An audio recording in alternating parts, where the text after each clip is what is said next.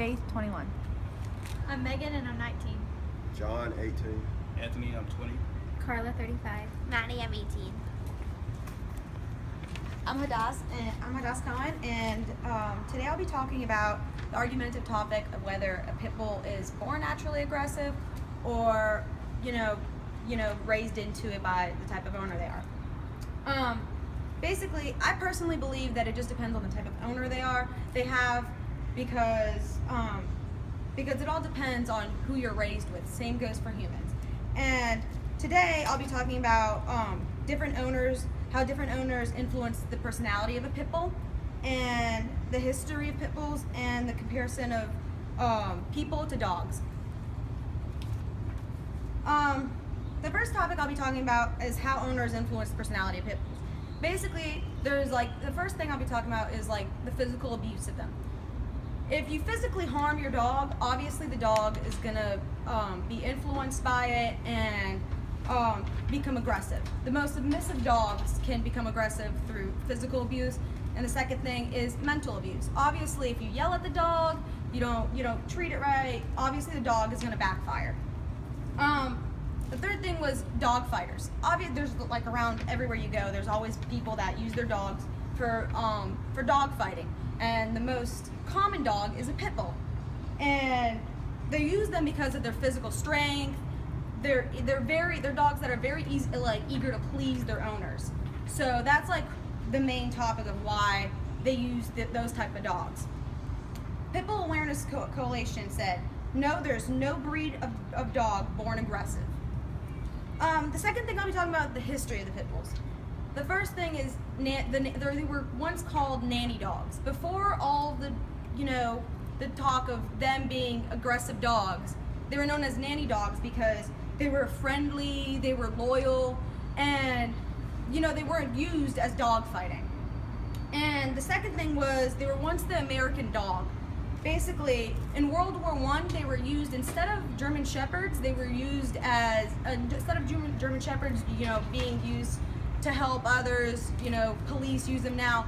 They used pit bulls, and pit bulls basically they used them because they were strength and they were so loyal to the people that they were with. So they were once known as the American dog, and then it went downhill, and they were known as being abusive.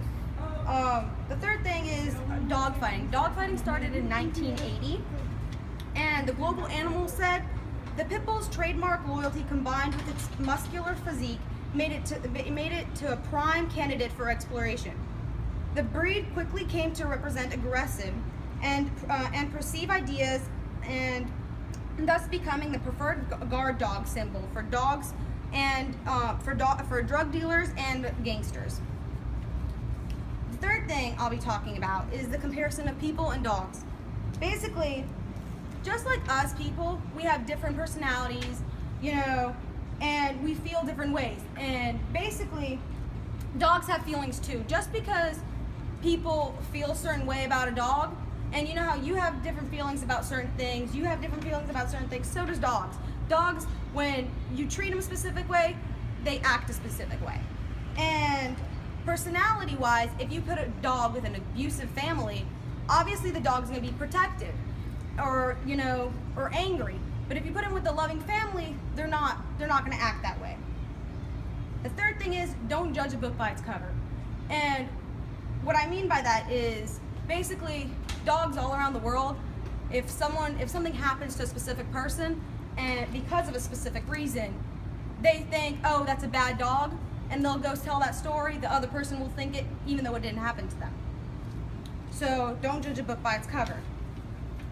Caesar Mellon said, a breed is like a suit of clothes. It doesn't tell you anything about the dog inside. And basically, I have this, I'll show it around. It just says, the American Temperament Test Society tested different dogs and being basically low, how aggressive they are, how they're panic in certain occasions. And the best tolerant dog is Labrador and Golden Retriever, which everyone see, it's so stereotypic to automatically think, yeah, that's true. They were 92%. The second one is a pit bull. But they tested a pit bull that was born and raised correctly, and they realized it was 86.8%. And then the mixed breed was third in line, which was 86.6%. Basically 80% on the bottom, it shows the breed isn't the problem, the owner is, and it says that 80% were killed because of their breed, because like in certain states because of the type of breed they were. 84% were fatal attacks because they neglected and abused the dog, and 86% is because they were unnurtured. They were basically thrown in the middle of the road, then taken in, and that's why they became such bad dogs.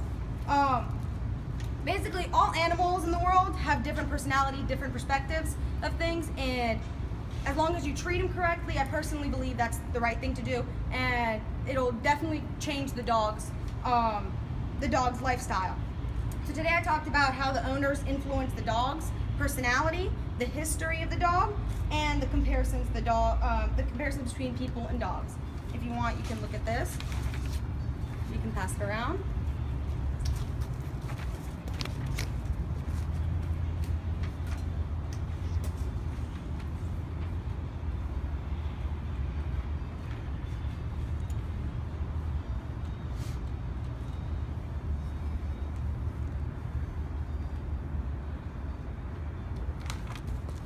Thank you.